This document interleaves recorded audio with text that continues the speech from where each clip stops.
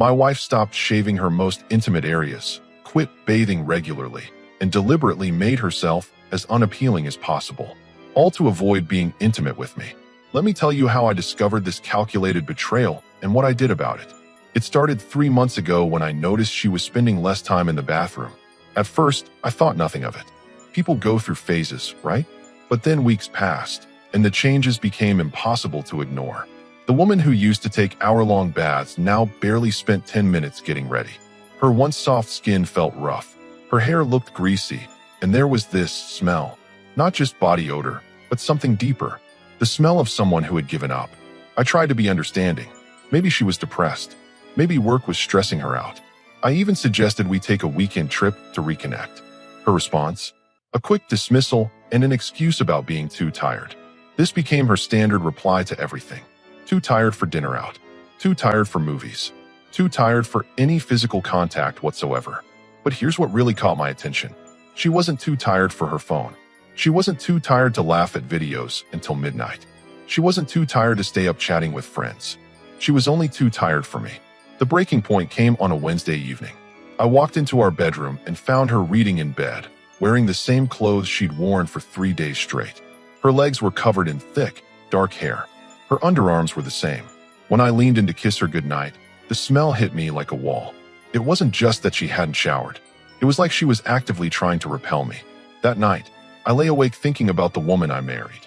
She used to care about her appearance, not for vanity, but because she took pride in herself. She used to want to be attractive to me. Now, it felt like she was doing everything possible to ensure I wouldn't want to touch her. The next morning, I decided to test my theory. I suggested we spend some time together, just the two of us. Maybe watch a movie and cuddle on the couch. Her reaction was immediate and telling. She suddenly remembered she had laundry to do. Important laundry that couldn't wait. I watched her rush around the house, creating busy work to avoid being near me. That's when it hit me. This wasn't depression. This wasn't stress. This was deliberate. But I needed proof. I needed to know for sure before I confronted her. So I started paying closer attention. I noticed she would shower right after I left for work, but never before I came home. She would change into clean clothes when going out with friends, but wear the same outfit for days around me. She was maintaining basic hygiene for everyone else, just not for her husband. The evidence was building, but I needed something concrete, something undeniable. That's when I remembered she kept a journal. She'd been writing in it for years, claiming it helped her process her thoughts. I had never violated her privacy before, but desperate times called for desperate measures. I waited until she went grocery shopping. My hands were shaking as I opened the drawer where she kept her journal. I flipped through recent entries, looking for any mention of our relationship. What I found made my blood run cold. There, in her own handwriting, was a detailed plan. She wrote about how she needed to make herself completely unappealing to avoid intimacy. She documented her strategy of poor hygiene, deliberately not shaving, and wearing the same clothes repeatedly. She even wrote about how she was proud of herself for finally taking control of the situation. But the worst part was yet to come. She had written about discussing this plan with her sister and 2 close friends. They had encouraged her, telling her it was genius and that I would eventually get the hint and leave her alone. I sat there, holding the journal, feeling like I'd been punched in the gut. This wasn't about her having problems or going through a rough patch. This was calculated manipulation. She was deliberately destroying our marriage rather than having an honest conversation about whatever was bothering her. The woman I had loved and supported for 5 years had decided that rather than communicate with me like an adult, she would turn herself into something repulsive. She would rather sabotage our entire relationship than address whatever issues she was facing. I closed the journal and put it back exactly where I found it. But something inside me had changed forever. I wasn't angry yet. I was something much more dangerous. I was resolved. She wanted to play games? Fine. But she was about to learn that I don't lose games. I win them. And when I win completely. The naive husband who might have begged for answers or tried to fix things was gone. She had just awakened something in me that she was going to regret. Because if she thought avoiding intimacy was extreme, she was about to discover what real extremes looked like. I heard her car pull into the driveway. Time to put on my poker face and start planning my next move. I waited 3 days. 3 days of watching her continue her disgusting charade while I planned exactly how to handle this. She had no idea I knew about her little scheme, and I was going to use that to my advantage. Friday evening, she was sprawled on the couch in the same sweatpants she'd worn all week. Her hair was greasy, tied back in a messy bun, and the smell was getting worse by the day. She was scrolling through her phone, probably texting the same friends who had encouraged this pathetic behavior. I walked into the living room and sat down across from her. Not beside her, across from her.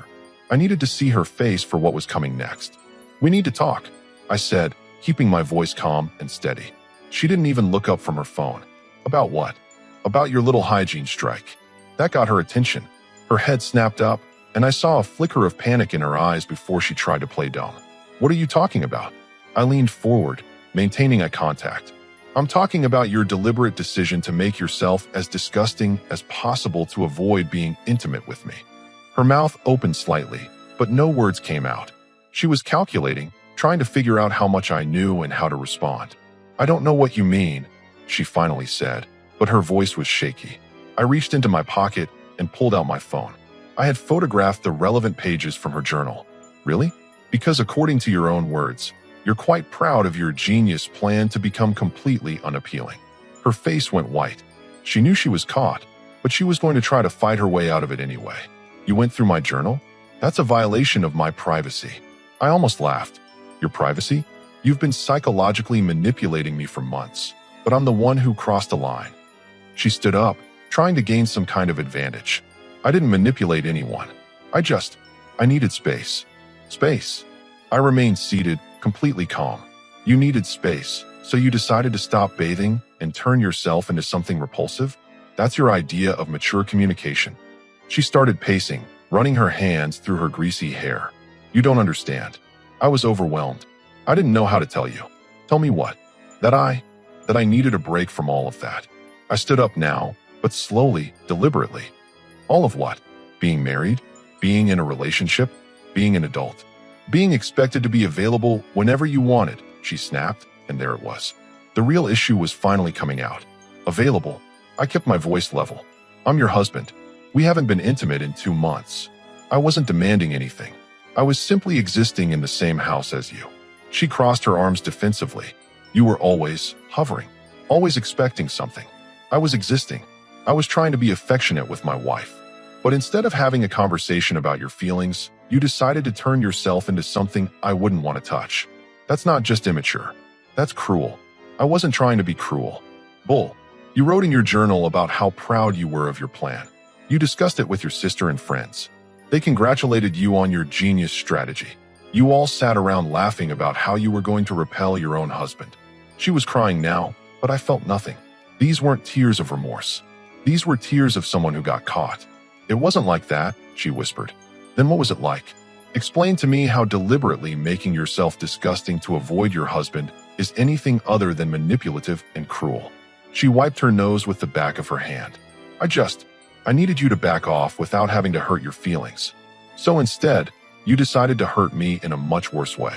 You decided to make me feel like there was something wrong with me for wanting to be close to my wife. I never said there was anything wrong with you. You didn't have to say it. You showed it.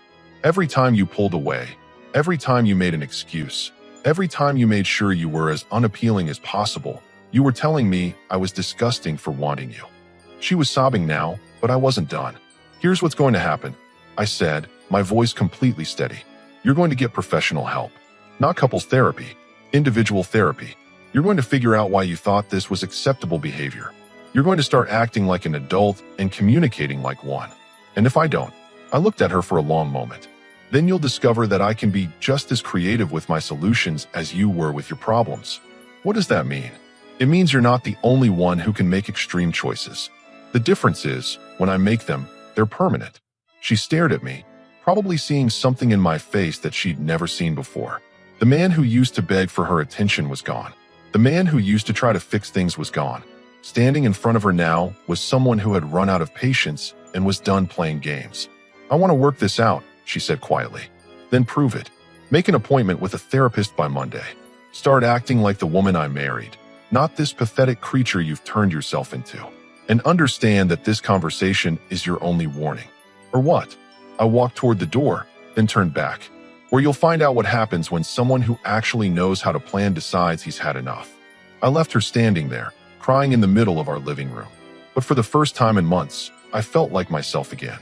I had taken control of the situation. I had set clear boundaries. Now I would see if she was capable of respecting them. Spoiler alert, she wasn't. Monday morning came, and she was up early. For the first time in months, I heard the shower running before I left for work. When I came downstairs, she was sitting at the kitchen table, hair clean and styled, wearing fresh clothes. I called 3 therapists this morning, she announced, like she was expecting a medal. And I have an appointment with Dr. Patterson on Wednesday at 2.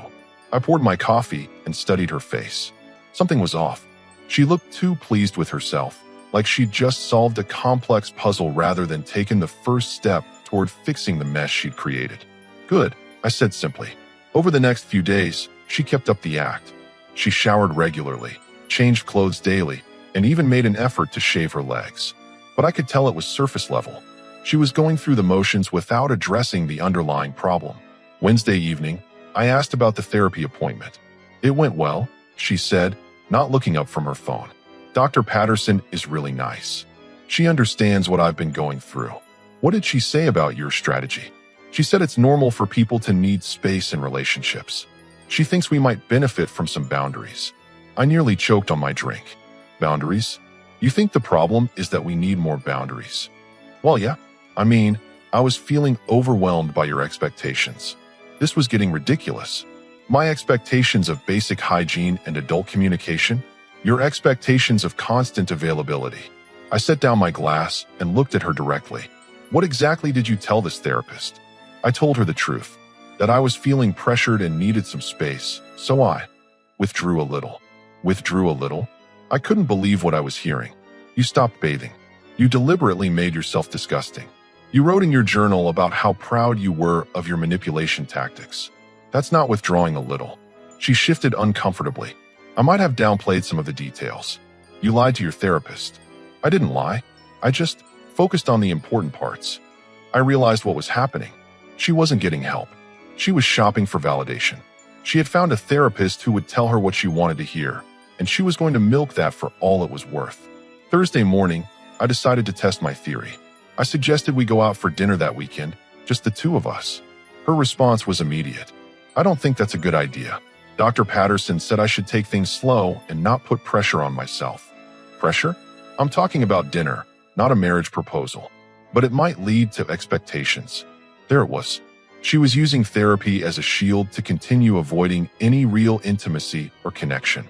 She had found a professional who would enable her behavior, and now she felt justified in continuing it.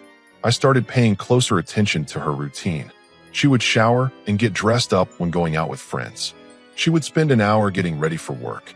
But the moment she came home, she would immediately change into the same ratty clothes and let her appearance slide.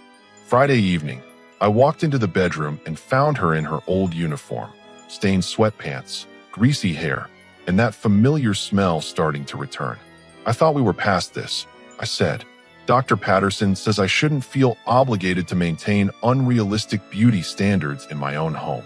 Unrealistic beauty standards? I'm talking about basic hygiene. She says that's your perception, not necessarily reality. I stared at her. So let me get this straight. You're paying someone to tell you that it's okay to be disgusting around your husband. She's helping me understand that I have a right to be comfortable in my own space. And I have a right to live in a space that doesn't smell like a locker room. She turned away from me. Dr. Patterson warned me you might react negatively to my growth. Your growth. I almost laughed. You're calling this growth? I'm learning to set boundaries and prioritize my own needs. By making yourself repulsive? By not conforming to your expectations. I walked out of the room before I said something I might regret. But I had learned everything I needed to know. She wasn't trying to fix anything. She was looking for professional permission to continue her behavior. Saturday morning, I called Dr. Patterson's office myself. I explained that I was concerned about my wife's interpretation of their sessions and asked if couples counseling might be beneficial. The receptionist was polite but firm. I'm sorry, but Dr. Patterson cannot discuss her patients or their treatment plans. If you'd like to schedule your own appointment, I can help you with that. I declined, but I had gotten my answer. Either Dr. Patterson was a terrible therapist, or my wife was lying about what was actually being discussed in those sessions. Sunday evening, I found her journal again. She had written about her therapy sessions, and the truth was worse than I had imagined. She had told Dr. Patterson that I was controlling and demanding. She had painted herself as a victim of an overbearing husband who couldn't respect her need for space. She had described her hygiene strike as a form of self-protection rather than manipulation. But more importantly, she had written about her plan to string me along. She was going to continue with the therapy charade for a few more weeks, make minimal improvements, and then gradually return to her old behavior once she felt I had calmed down. She thought I was stupid. She thought I would be satisfied with her pathetic attempts at change. She thought she could manipulate me indefinitely. She was wrong. I closed the journal and put it back in its place. But this time, I took photos of the new entries. I was building a case now, though she didn't know it yet. When she walked into the bedroom later that evening, I was sitting on the bed, reading. "How was your day?" she asked, like everything was normal. "Educational," I replied. She climbed into bed beside me, and I noticed she hadn't showered. The smell was returning, just like her journal had predicted. "I'm really proud of the progress I'm making," she said. "I'm sure you are. Dr. Patterson thinks I'm handling everything really well." "I bet she does." She turned toward me, and for a moment, I saw something in her eyes. Maybe she was starting to realize that her act wasn't working. Maybe she was beginning to understand that I wasn't the same man who had begged for her attention months ago. "Are you okay?" she asked. "Never better," I said, and turned back to my book. But I wasn't reading. I was planning. Because if she thought this pathetic display of fake progress was going to save our marriage, she was about to learn how wrong she could be. I needed to know the full extent of what I was dealing with. Her journal entries had revealed that she was discussing this situation with friends, but I needed to understand exactly how deep this conspiracy went. Tuesday evening, while she was at her fake therapy appointment, I decided to dig deeper into her digital life. I knew her laptop password because she'd never bothered to change it, and we'd always had open access to each other's devices. I opened her laptop and went straight to her messages. What I found made my blood boil. There was a group chat with her sister and two friends titled Operation Freedom. They weren't just discussing her hygiene strike. They were celebrating it. They were treating the destruction of my marriage like it was some kind of victory. Her sister had written, "Girl, you are a genius. He's probably so confused and disgusted that he won't even want to touch you anymore." Her friend Rebecca had responded, "This is better than just telling him you're not interested. This way, he'll think it's his fault for not being attracted to you." I scrolled through weeks of messages. They were coaching her on how to make herself more repulsive. They were giving her tips on how to maintain just enough hygiene for public appearances while being disgusting at home. But it got worse. Much worse. I found a separate chat thread between her and Rebecca from last week.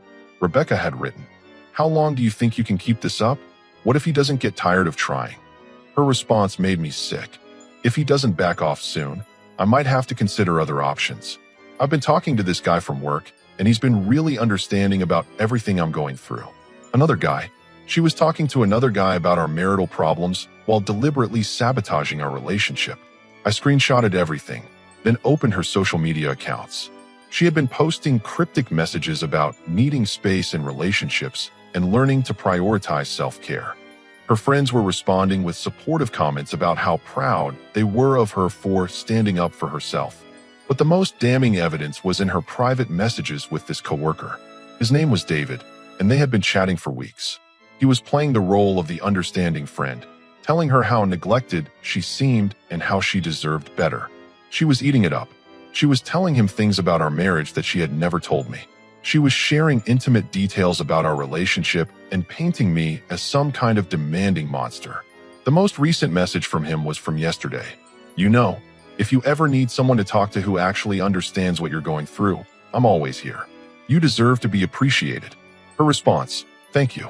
It means so much to have someone who actually gets it." I felt like I was going to be sick.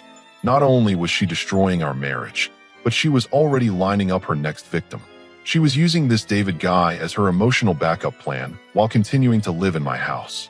Then I found the message that changed everything. It was from her sister, sent 3 days ago. "You know, at some point you're going to have to make a decision. Either fix things with him or end it. You can't keep this up forever." Her response, "I know. I'm just trying to figure out the easiest way to get out without looking like the bad guy. If I can make him leave me, then I won't have to deal with being the one who gave up on the marriage." There it was. She wasn't trying to fix anything. She was trying to force me to end our marriage so she could play the victim. She wanted me to be the one who filed for divorce so she could tell everyone that I abandoned her. I sat back in the chair, staring at the screen. This woman had been systematically destroying our marriage for months, manipulating me into feeling like I was the problem, all while planning her exit strategy and lining up her next relationship.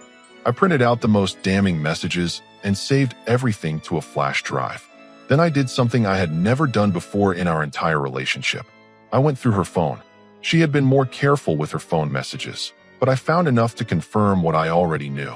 She was scheduling coffee meetings with David. She was deleting messages after sending them. She was being secretive about her communications with everyone except me. I put her phone back exactly where I found it and closed her laptop. I had everything I needed now. I understood exactly what I was dealing with. This wasn't a woman going through a rough patch. This wasn't someone who needed help or support. This was someone who had decided to destroy our marriage in the most cowardly way possible. When she came home from her therapy appointment that evening, she was in a good mood. She had probably spent the hour getting validated by Dr. Patterson or whoever she was actually seeing. "How was your day?" she asked, like she actually cared. "Productive," I said. "Good. I'm really glad you're supporting me through this process." I looked at her, standing there in her clean clothes and freshly washed hair, knowing that tomorrow she would be back to her disgusting routine, knowing that she was planning to meet David for coffee on Thursday. "I'm learning a lot about you," I said. "What do you mean?" "I'm learning what you're really capable of." She looked confused, but I didn't elaborate. Let her wonder what that meant. Let her worry about what I might know. Because tomorrow, I was going to start showing her exactly what I was capable of. And unlike her pathetic attempts at manipulation, my plan was going to be permanent. I woke up Wednesday morning with perfect clarity. No more games. No more hoping she would change. No more being the fool who believed her lies. It was time to execute my exit strategy with the same precision she had used to destroy our marriage. First stop, legal consultation. I had already researched divorce attorneys in our area, and I scheduled an appointment with the highest-rated one for that afternoon. I told my boss I had a medical appointment and left work early. Attorney Williams was exactly what I needed. Sharp, experienced, and completely unsympathetic to sob stories. I laid out everything. The hygiene strike, the manipulation, the group chat encouraging her behavior, the emotional affair with David, and her plan to make me the villain. "This is actually more straightforward than most cases," he said, reviewing the evidence I had printed. "You have documentation of her deliberate actions to destroy the marriage, evidence of emotional infidelity, and proof that she was planning to manipulate you into filing first. What are my options? With this evidence, you can file for divorce citing irreconcilable differences. But more importantly, you can request that she be held responsible for the breakdown of the marriage.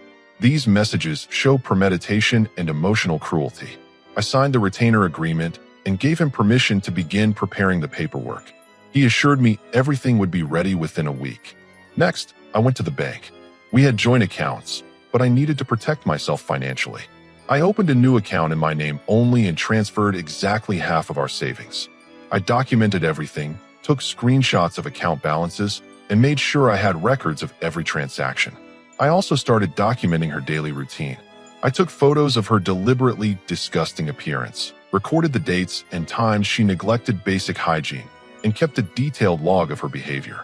If she wanted to play games, I was going to have a complete record of exactly what those games looked like. Thursday morning, I knew she was meeting David for coffee. She had told me she was running errands after work, but I had seen their messages confirming their 3 p.m. meeting at a cafe downtown. I decided to pay them a visit. I arrived at the cafe at 3:15 and spotted them immediately. They were sitting at a corner table, and she was leaning forward, hanging on his every word. She looked completely different than she did at home. Her hair was styled, she was wearing makeup, and she was dressed in clothes that actually fit her properly. I walked over to their table and sat down. "Mind if I join you?" I said, not waiting for an answer. Her face went white. David looked confused, but tried to play it cool. "This is my husband," she said to David, her voice shaking. "Nice to meet you," David said, extending his hand. "We work together." I didn't shake his hand. Instead, I looked directly at him. "I know exactly who you are and what you've been doing," I said calmly. "I've read every message you've sent to my wife. Every manipulation. Every attempt to position yourself as her savior." David's confident expression crumbled. "I think there's been a misunderstanding." "No misunderstanding. You've been telling her she deserves better, that she's neglected, that I'm the problem. You've been encouraging her to prioritize herself while she's been deliberately destroying our marriage." I turned to look at her. She was staring at the table, unable to make eye contact. "And you," I continued, "told him things about our marriage that you never told me. You painted me as some kind of monster while you were literally making yourself disgusting to avoid being a wife." "Can we please not do this here?" she whispered. "Why not? You had no problem discussing our private life here. You had no problem telling him how terrible I am. You had no problem planning your exit strategy here." David stood up. "I think I should go." "Good idea," I said. "And David, find someone who isn't married next time. This one's about to be available, but she comes with a warning label." He left without another word, and I turned back to my wife. "How did you?" she started. "How did I find out about your little support group? Your Operation Freedom chat? Your plan to make me the bad guy? Your coffee dates with your backup plan?" She was crying now, but I felt nothing. "I know everything," I continued. "I know about the group chat where you all celebrated your genius plan to make me disgusted with you. I know about your therapy lies. I know about your plan to manipulate me into filing for divorce first so you could play the victim. I never meant for it to go this far," she said. "Yes, you did. You wrote in your journal that you were proud of your plan. You told your friends it was genius. You encouraged them to congratulate you on your manipulation tactics. I was just overwhelmed. I didn't know how to tell you I needed space. So you decided to become repulsive instead of having an adult conversation. Then you decided to line up your replacement before ending our marriage." I leaned forward and lowered my voice. "But here's what you didn't count on. You thought you were dealing with the same man who used to beg for your attention. You thought you could manipulate me indefinitely. You thought I would just accept whatever scraps you decided to throw my way. I know I made mistakes, but we can fix this," she said desperately. "No, we can't. Because I don't want to fix it. I don't want to be married to someone who thinks manipulation is better than communication. I don't want to be married to someone who discusses our private life with other men. I don't want to be married to someone who celebrates making herself disgusting to avoid her husband." I stood up and looked down at her. "You wanted me to leave you alone? Congratulations. You wanted space? You're about to get all the space you can handle. You wanted to avoid being the one who gave up on the marriage? Too bad. You gave up on it months ago." I started to walk away, then turned back. "Oh, and you might want to call Dr. Patterson and tell her the truth about what you've been doing. Or better yet, don't. I'm sure she'll figure it out when she gets a copy of the divorce papers." I left her sitting there, crying into her coffee, in the same cafe where she had been planning her escape from our marriage. But I wasn't done yet. I had one more stop to make, and this one was going to be the most satisfying of all. I drove home after leaving her at the cafe, knowing she would probably stay out for hours, trying to figure out how to explain what had just happened. But I had already moved beyond explanations. I had moved beyond second chances. I had moved beyond caring about her feelings. I spent the evening organizing everything I would need for the final confrontation. The divorce papers would be ready on Monday, but I wanted to have this conversation before then. I wanted her to understand exactly what she had done and exactly what she was about to lose. She came home around 9 p.m., her eyes red from crying. She found me in the living room, reading, completely calm. "We need to talk," she said. "No, we don't. I've heard everything you have to say. I've read everything you've written. I've seen everything you've done. There's nothing left to talk about. Please, just listen to me. I know I made mistakes, but I was scared. I didn't know how to tell you that I was feeling overwhelmed by everything." I closed my book and looked at her. "You were scared? You were scared of having an honest conversation with your husband, so you decided to become disgusting instead? You were scared of telling me you needed space, so you decided to manipulate me into thinking I was the problem? It wasn't like that. It was exactly like that. You wrote about it in your journal. You planned it with your friends. You celebrated it in your group chat. You told David all about it while you were lining him up as your replacement." She sat down across from me, still trying to salvage something. "David doesn't mean anything to me. He was just someone to talk to. Someone to talk to about how terrible I am. Someone to validate your lies about our marriage. Someone to encourage you to prioritize yourself while you were destroying our relationship. I never said you were terrible." I pulled out my phone and started reading from the screenshots I had taken. "You told him I was demanding. You told him I was controlling. You told him I had unrealistic expectations. You told him I didn't understand what you were going through. You told him you deserved better." Her face crumpled. "Those were just. I was venting. I didn't mean them. You meant every word. And you know what the worst part is? You actually started believing your own lies. You convinced yourself that you were the victim and I was the villain, all while you were systematically destroying our marriage. I stood up and walked to the window, then turned back to face her. Do you want to know what I realized today?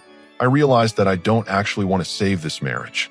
I don't want to go back to being married to someone who thinks manipulation is easier than communication. I don't want to be married to someone who discusses our private life with other men. I don't want to be married to someone who celebrates making herself repulsive to avoid her husband. But I can change. I can go to real therapy. I can work on myself. Too late. You had months to work on yourself. You had months to have honest conversations. You had months to address whatever problems you were having. Instead, you chose to become disgusting and plan your exit strategy. I wasn't planning to leave. I was just confused. You told your sister you were trying to figure out the easiest way to get out without looking like the bad guy. You told her you wanted to make me leave so you wouldn't have to be the one who gave up on the marriage. That's not confusion. That's manipulation. She was sobbing now, but I felt nothing. These weren't tears of genuine remorse. These were tears of someone who got caught and was facing consequences. I filed for divorce today, I said calmly. Her head snapped up. What? I filed for divorce. You'll be served with papers on Monday. I cited irreconcilable differences, but I also included evidence of your emotional infidelity and deliberate actions to destroy the marriage. You can't just, we can work this out.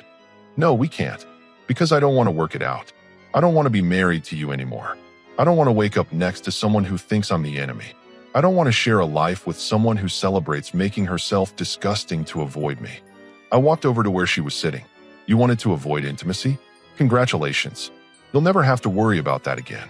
You wanted space? You're going to get all the space you can handle. You wanted to make me the bad guy?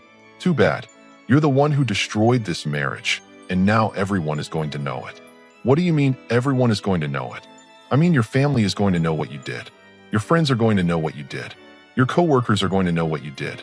You don't get to control the narrative anymore. She stood up, panic in her eyes. You can't tell people about this. It's private. Private? You discussed our private life with a group chat. You discussed our private life with David. You discussed our private life with your therapist. You made it public the moment you decided to involve other people in your manipulation. Please don't do this. I'm begging you. You're begging me? You're actually begging me. I almost laughed. You spent months making yourself disgusting to avoid me, and now you're begging me to stay? I know I made mistakes, but I love you. No, you don't. You love the idea of not being the bad guy. You love the idea of not having to face consequences for your actions. You love the idea of having your cake and eating it too. I walked toward the door. I'm staying at a hotel tonight. I'll be back tomorrow to get some of my things. You can stay in the house until we work out the details, but understand this. We're done. Completely done. Where are you going? Away from you. Away from your manipulation. Away from your lies. Away from your games. This isn't you. This isn't who you are. I turned back to look at her one last time. You're right. The man who would have begged you to work things out, who would have blamed himself for your behavior, who would have accepted your manipulation indefinitely, that man is gone. You killed him when you decided that becoming disgusting was easier than being honest. I can become that woman you married again. I can be better. I don't want you to be better. I want you to be gone. I walked out of the house and drove to the hotel. For the first time in months, I felt free. Free from her manipulation. Free from her lies. Free from her games. Free from worrying about what she was thinking or feeling or planning. She had gone to extremes to avoid intimacy with me. So I went to extremes to avoid her completely. The difference was, my extremes were permanent. And as I settled into my hotel room, I realized something important. I wasn't the same man who had discovered her journal months ago. I wasn't the same man who had tried to fix things. I wasn't the same man who had hoped she would change. I was a man who had learned that sometimes the best way to win is to stop playing the game entirely. And I had just won in the most decisive way possible. She wanted to avoid this marriage. Mission accomplished. Now she could avoid it forever.